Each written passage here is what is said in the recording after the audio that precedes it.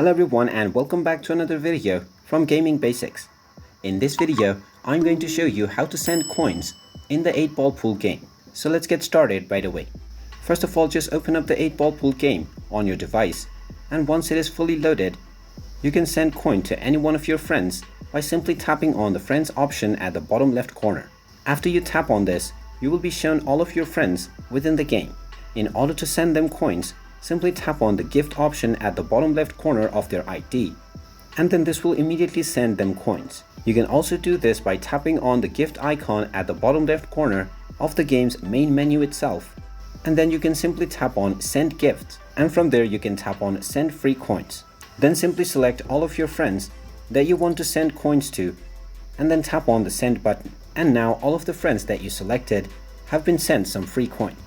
And there you have it.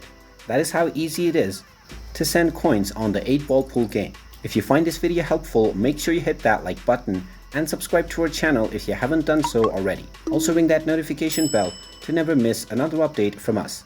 Thank you for watching, and I will see you again in the next video.